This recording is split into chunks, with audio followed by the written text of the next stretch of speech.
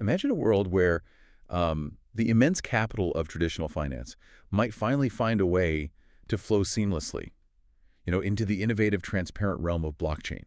What if the very assets we interact with daily, things like bonds, real estate, could unlock a whole new level of transparency and liquidity through, like, a digital layer, potentially changing how we invest, how we build wealth? Today, we're taking a deep dive into something truly groundbreaking at this intersection: real-world assets, or RWAs, Right.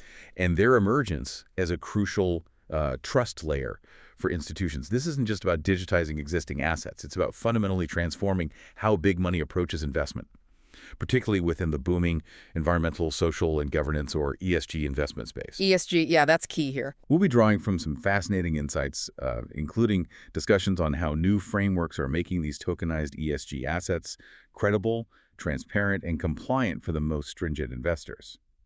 Our mission is really to unpack this complex landscape for you, revealing how these digital innovations are bridging worlds and, well, what it means for the future of finance and investment. Okay, let's unpack this. What's fascinating here is you have to look at the historical context of trust, or honestly, the lack of it that has kind of plagued traditional finance for centuries. Imagine this vast ocean of capital, always looking for stable, trustworthy harbors. But when you talk about complex assets or assets with significant ethical, reputational angles like ESG, Yeah. well, that trust is often elusive. Hard to pin down. Exactly. Institutions, by their very nature, they're managing other people's money. Think massive pension funds, university endowments, sovereign wealth funds. They operate under immense scrutiny. They're bound by really stringent regulatory compliance and an absolute verifiable demand for transparency before they can commit a single dollar. It's not just a nice to have. Oh, absolutely not. It's a non-negotiable requirement for their fiduciary duty. They have to be sure. So this trust layer concept we're exploring today, it isn't just about basic digital security. It's a really profound shift towards provable assurance. Provable assurance. I like that. It means data that's beyond dispute because you can verify it on chain. Immutable records you simply cannot alter. And programmatic assurance is built right into the asset's digital representation using smart contracts. This is precisely what blockchain inherently provides, in a way traditional systems often struggle with. It directly addresses that critical, long-standing need for large-scale institutional investors. They need absolute certainty about what they're investing in, how it performs, and its true impact. Especially for ESG, where, let's face it, claims can often be difficult to verify and greenwashing is a real concern. Right, that term comes up a lot. It does. So this level of provable, continuous assurance, it's a game changer. It's moving from, believe us to see for yourself. That's a powerful distinction, moving from believe us to see for yourself. Yeah. Let's make sure we're all on the same page as we dive deeper here. First, what exactly are real-world assets, RWAs? Okay. Put simply, an RWA is any asset, tangible or intangible, that exists outside of a blockchain. So, in the real world. Exactly. But its ownership or value is legally represented and managed on a blockchain. Think of it like this. You have a physical deed for your house, right? Or a paper title for your car. Sure. In the RWA world, a token on a blockchain serves as that verifiable digital record of ownership or a claim on that asset. And this can be incredibly diverse. Physical things like real estate, commodities, gold, oil, whatever large infrastructure projects like solar farms. Okay. But also intangible assets, things like intellectual property, patents, even future earning streams or those carbon credits we mentioned. Right, so it's broad. It's very broad. The critical takeaway is that these assets have inherent value, often long-standing value, in the physical economy. Blockchain is just providing a new, potentially more efficient and definitely more transparent way to manage, trade, and interact with them. So it's like giving them a digital skin, you could say, without changing what they fundamentally are. That's a great way to put it. A digital skin. Now, let's connect this to ESG. ESG investing, environmental, social, and governance. It's basically an approach where investors evaluate companies or projects based on how well they perform on a range of these non-financial factors alongside the traditional financial metrics we all know. Right. The bottom line isn't the only line anymore. Exactly. Environmental looks at things like carbon footprint, waste, water usage, renewable energy adoption. Social considers relationships with employees, suppliers, customers, communities. Think labor practices, diversity, product safety, human rights. All crucial stuff. And governance is about the company's leadership, executive pay, internal controls, shareholder rights, overall transparency. And this isn't just like a fleeting trend or some niche ethical consideration anymore.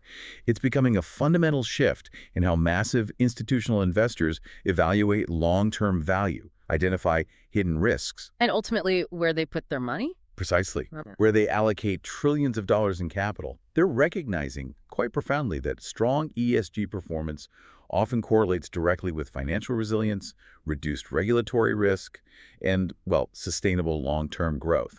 It's becoming core to risk management and value creation. It really is. The pressure is mounting from all sides. And it brings us back to that pivotal idea that RWAs, particularly when they're tied specifically to ESG assets, are forming this powerful new trust layer. Because the traditional financial system, for all its sophistication, can still be astonishingly opaque, right? Especially when you're trying to verify the actual environmental or social impact of an investment. Absolutely. It's often incredibly difficult to track. And that lack of clear, auditable data has unfortunately opened the door to widespread issues like greenwashing, where a company or fund might make bold claims about its green credentials without, genuinely delivering. Or the impact is just too hard to track effectively. Yeah, the verification piece is the weak link. This is precisely where blockchain's inherent properties become, well, potentially revolutionary.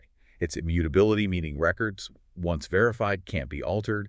Its transparency on public chains, anyone can check the ledger. And its decentralization, less reliance on intermediaries who might, fudge the numbers. Exactly. So imagine knowing with verifiable certainty that your investment in a green bond truly funds those renewable energy projects you care about, and that the impact metrics, megawatts generated, CO2 avoided, are directly auditable on-chain, maybe even in real time. That's the goal. That's the promise. That's the profound promise and the transformative power of this trust layer. It offers a level of accountability that was just previously unattainable. And if we connect this to the bigger picture, that challenge for institutions has always been verifying impact and ensuring robust compliance, especially in complex, often opaque markets. You mentioned greenwashing, and that's a perfect example of why ESG isn't just a moral thing for institutions. It's rapidly becoming a critical financial and, frankly, existential one. Existential? How so? Well, first, there's increasing regulatory pressure everywhere. The EU, the SEC, other major bodies, they're introducing mandates requiring institutions to consider ESG factors or at least report transparently on them. So compliance headaches if they don't. Big ones, hefty penalties, legal battles, severe reputational damage, which leads to the second point, escalating reputational risk. In today's world, institutions face serious backlash if they're seen funding unsustainable or unethical practices. Their stakeholders, pension fund members, alumni, their own employees, they're demanding accountability. Right. People want their money aligned with their values. Exactly. And that demand translates directly into a financial imperative for institutions to integrate ESG, not just as a checkbox, but as a core, verifiable part of their investment strategy. And this is where blockchain's unique solution for ESG transparency really comes into its own, right? Go beyond just digitizing stuff. Far beyond. Tokenization allows for incredibly granular, real-time tracking of impact metrics that was just impossible at scale before. Think about it. A token representing a carbon credit could be programmatically tied to real-world sensor data, verifying actual emission reductions. So direct data feed. Potentially, yes. Imagine a forest project where IoT sensors monitor biomass or satellite imagery confirms no deforestation. This data fed securely onto the blockchain via reliable oracles. Oracles being the data bridges. Correct. Provides an immutable real-time audit trail. So the carbon offset claim isn't just an annual report, it's backed by verifiable, immutable data on the blockchain, updated almost continuously. Which makes it incredibly hard to fake or double count. Exactly. The proof is transparently available for anyone to verify. Plus, every transaction, every transfer of that token is recorded on a public ledger. Unparalleled audit trail for provenance, impact metrics, compliance checks. All baked in. Potentially, yes.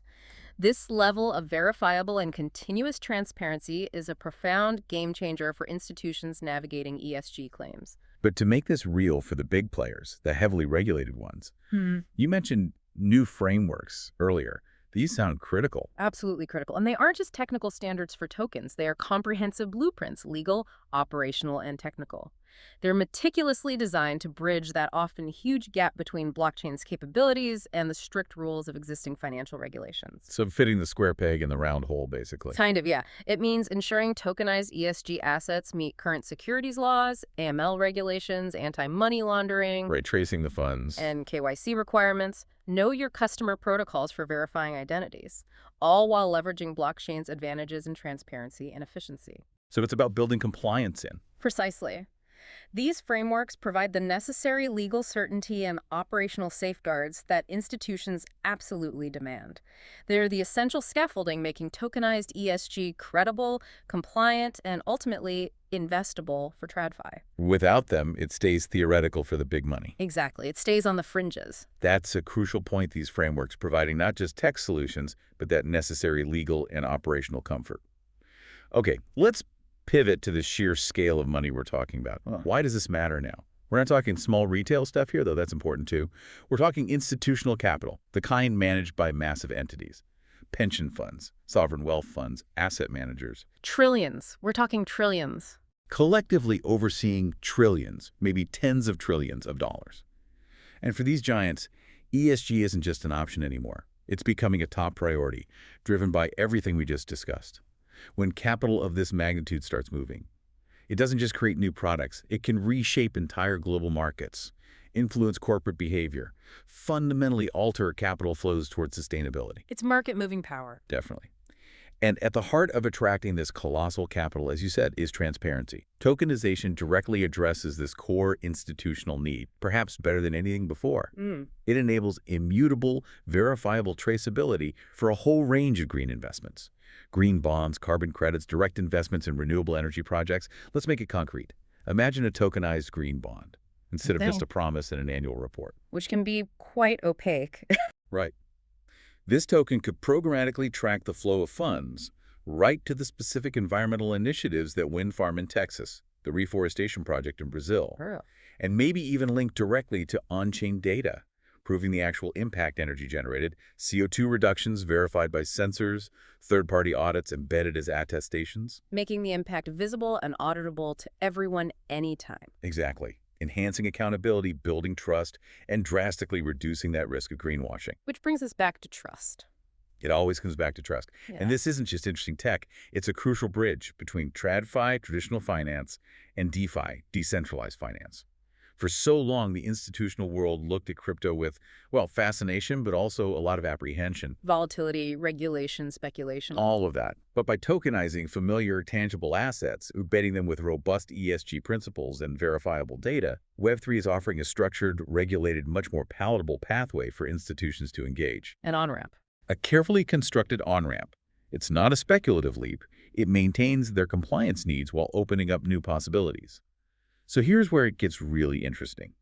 What does it mean when these traditional financial behemoths start looking to Web3 not just as a curiosity, but as robust, compliant infrastructure for their key investment strategies, especially ESG? It suggests a fundamental shift. For institutions, remember, it's not enough for something to be novel. It has to be robust, secure, and above all, compliant.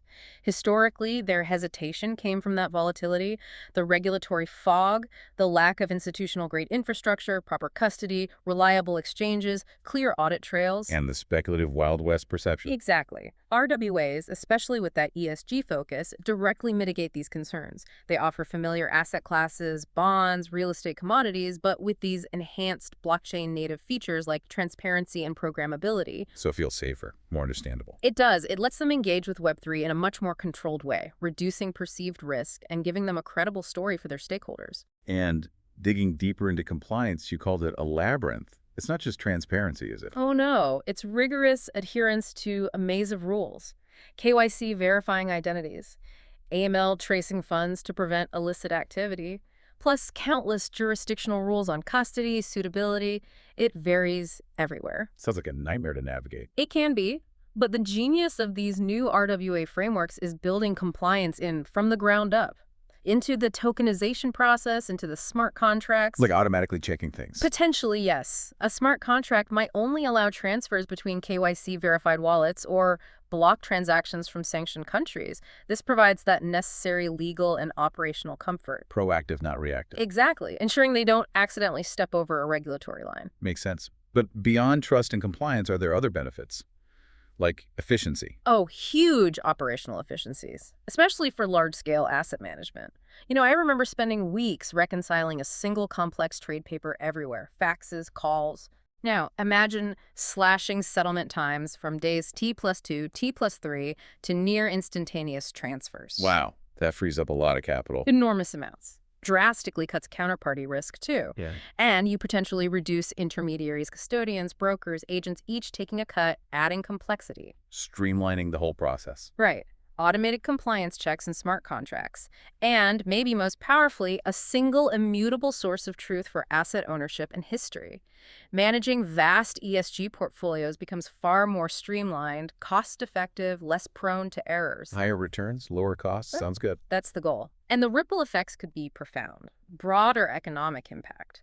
If these massive funds start allocating significant capital to tokenized ESG, it could trigger a huge reallocation of global capital towards genuinely sustainable projects. Not just moving money, but directing it. Strategically directing it to renewables, sustainable agriculture, ethical supply chains, accelerating the transition to a greener, more equitable economy, providing liquidity and funding where it's desperately needed but has struggled to get traction traditionally. A direct conduit from global capital to tangible impact. That's powerful. Okay, that's the big picture. Let's bring it down to the individual level. How does this institutional push impact you, the listener, whether you're a retail investor or maybe a more active trader? For retail, this could be huge for democratization, right? Opening up access to things previously off limits. Absolutely. Imagine getting direct fractional ownership at a big renewable energy project or a validated green bond, things that used to need huge capital or access to private funds. Tokenization breaks down those barriers, allows participation with smaller amounts, exposure to high-impact institutional-grade investments aligned with your values, makes impact investing accessible. So potentially more financial inclusion. That's a major potential benefit. However, crypto markets. We have to talk about volatility, especially for active traders. Even if the underlying asset, say a treasury bond, is stable, the token representing it can swing wildly, can't it? Yeah. We've seen these RWA hype cycles around projects like MakerDAO, Centrifuge, Ondo. Narrative-driven sometimes. Yeah. A sector gets hot, speculative interest floods in, prices pump, then maybe dump. It creates opportunities for traders, sure, but also significant risks. Definitely. Token volatility can detach from asset volatility. It's a double-edged sword. Needs careful understanding. Yeah, absolutely. And then, contrasting with that, for institutions, this RWA plus ESG combination, it creates that safe entry narrative into crypto. A palatable way in. Exactly. It's not about chasing meme coins. It's about using blockchain's core benefits, transparency, efficiency, liquidity, without touching the super speculative stuff. Focusing on tangible, compliant assets matching their ESG mandates lets them justify moving into Web3 to their boards, regulators, beneficiaries. It's a risk-mitigated, familiar profile. A strategic on-ramp. Allows them to build expertise comfortably. So let's explore what this means for your portfolio, whether you're long-term or actively trading. Yeah, this raises that important question. Exciting new access, yes, but also unique risks and opportunities depending on who you are in the market. Elaborating on democratization for retail. Fractional ownership and liquidity really do lower entry barriers. Assets like commercial real estate, private equity, specific infrastructure projects, suddenly accessible in smaller chunks. Owning a tiny slice of a toll road or solar farm revenue. Exactly. Potential for vastly increased financial inclusion, letting more people build wealth and diversify portfolios in new ways, participating directly in the real economy via this digital wrapper. But back to volatility. It's crucial to understand that difference, isn't it? Asset stability versus token dynamics. Absolutely critical. The underlying treasury bond or real estate might be stable, but the token representing it on a blockchain. It can be affected by crypto market sentiment, liquidity owns in the specific DeFi protocol. Or protocol risks, like hacks. Exactly. Smart contract bugs, Oracle failures, mispricing the asset, governance issues. If a major DeFi platform supporting RWA tokens has problems, the token value could temporarily decouple from the underlying asset value, even if the physical asset is fine. So understanding both layers is key. Asset volatility and token volatility Right. requires diligence. Absolutely paramount. And analyzing that institutional safe entry strategy, it's more than just avoiding meme coins, as you said. It's strategic de-risking. It is.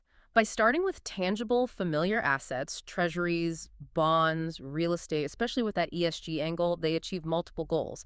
They gain hands-on experience with blockchain, build internal expertise, develop tested compliance frameworks in a controlled way. It's a deliberate on-ramp. It is, proving the tech's capabilities, demonstrating benefits to skeptical boards and regulators, building trust before maybe exploring more native digital assets.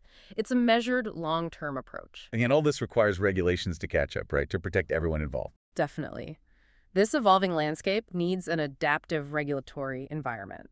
These tokenized markets introduce novel issues traditional rules didn't foresee.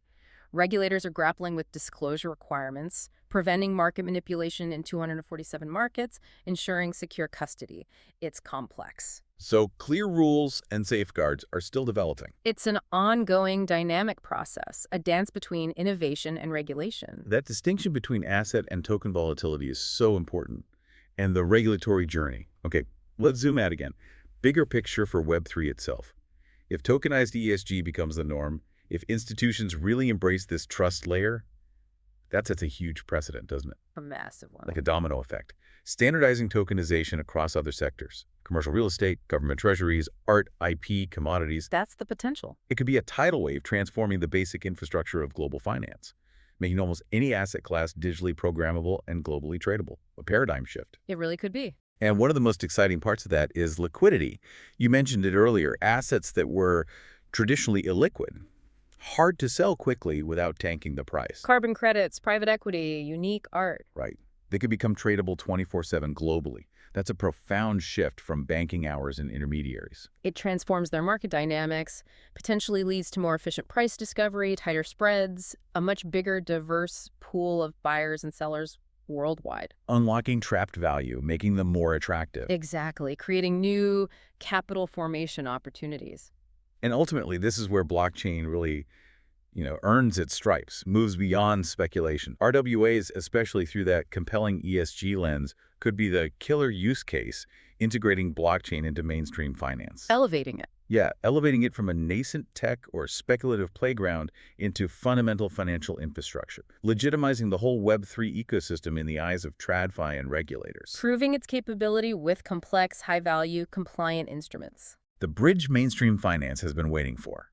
A secure, transparent, efficient pathway into the digital economy, proving its tangible value. What's fascinating here is, it's not just putting assets on chain, it's rethinking value creation, transfer, governance, forcing Web3 to evolve.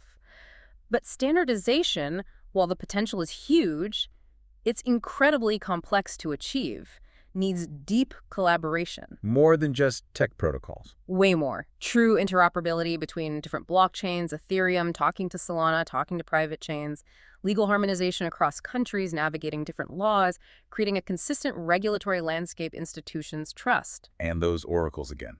Reliable data bridges. Crucial. Bringing reliable, verifiable, off-chain data sensor readings, property values, credit scores onto the blockchain securely. These are significant hurdles the ecosystem is actively working on. Needs tech and diplomacy. Okay, and the impact of that enhanced liquidity. Yeah. For things like carbon credits. Could be transformative. 247 global trading could mean more accurate pricing, reflecting supply-demand faster than infrequent trades. Attracts more participants, corporations offsetting, individual investors supporting projects, and crucially, clearer market signals and easier capital access could incentivize more environmental projects. Making sustainability more easily monetizable. Right. But it also introduces new stability considerations. Rapid price swings, concentrated ownership, needs careful market design and monitoring to prevent manipulation. It's a powerful tool, needs care. And this institutional push is forcing blockchain tech itself to mature faster. Definitely. Pushing boundaries for robust, scalable, secure, layer 1s and 2s to handle institutional volume throughput security needs. Things like instant finality, massive transaction capacity. Exactly. Driving innovation in identity solutions for KYC/AML in a decentralized way, self-sovereign identities, soul-bound tokens, and needing more sophisticated smart contracts to encode complex legal agreements, compliance rules, advanced financial logic, while keeping that blockchain transparency. Web3 is getting hardened, enterprise-ready. And beyond just tokenizing existing assets, this opens the door for totally new financial instruments. That's the really exciting frontier. Imagine derivatives on tokenized real estate portfolios. Complex, programmable ESG bonds that automatically adjust payouts based on verified on-chain impact data. Like a solar farm bond paying more if it hits generation targets. Exactly, enforced by smart contracts. The programmability plus verifiable ESG data enables financial engineering impossible before. Tailored risk-reward, unprecedented transparency, attracting new capital, integrating digital and traditional finance further. That's a truly transformative vision. And it's not just theory. We're seeing real examples now, right? Like MakerDAO. Right. MakerDAO, a big decentralized organization, allocated billions into U.S. treasuries. That's a clear signal of demand for stable, real-world yield within DeFi. Why did they do it? To stabilize their DAI stablecoin, they needed stable, low-risk collateral. Showed even crypto protocols see the value in anchoring to traditional assets for diversification and stability. It's TradFi assets strengthening a DeFi protocol. And then there's Centrifuge. What are they doing? They're pioneers in tokenizing real-world loans and invoices. Their Tin Lake protocol lets businesses, especially SMEs who struggle with bank finance, Yeah, smaller businesses. access liquidity by putting assets like unpaid invoices or future revenues on-chain, turning illiquid assets into liquid tokens. Bypassing banking bottlenecks, unlocking capital for the real economy. New financing for business, new yield for investors. Exactly. And Ondo Finance working with BlackRock. That sounds huge. It is. Bringing BlackRock's short-term treasuries on-chain, a direct link between a TradFi giant, one of the world's biggest asset managers, and tokenized assets. A huge validation. Massive validation. Signals the biggest players are actively participating, building bridges. When BlackRock moves, the rest of the financial world notices. And you mentioned earlier ESG experiments like World Bank green bonds. So the idea isn't brand new. Not entirely new, no. Those earlier projects explored using blockchain for more efficient, transparent bond issuance for environmental projects. They were maybe limited in scale or decentralization. But they showed the potential. Exactly, showed the potential. Yeah. The concept incubated, and now with mature tech, it's gaining real traction and institutional readiness. But we also need that balanced perspective. Carbon credit tokens, Toucan, Klima you said mixed results. Why? Adds realism, yeah. Not everything works perfectly first time. The challenges often relate back to verifying the underlying credits, dealing with complex legacy carbon markets, ensuring additionality and permanence. All those tricky verification issues. Right. It highlights the hurdles, the need for robust off-chain verification, integrating with existing systems. Innovation rarely happens without bumps in the road. This raises that important question, though. While the projections are ambitious, the key is converting these early successes and metrics into sustainable, scalable infrastructure that really shifts global capital. Let's quickly revisit MakerDAO's strategy. They moved into treasuries to diversify collateral, get stable yield for DAI, demonstrate RWA utility for DeFi. It showed DeFi interacting with and benefiting from TradFi stability. It strengthens both sides. Right, not just TradFi moving in. Exactly. And those mixed results for carbon tokens, it really highlights the complexity of verifying the underlying credits.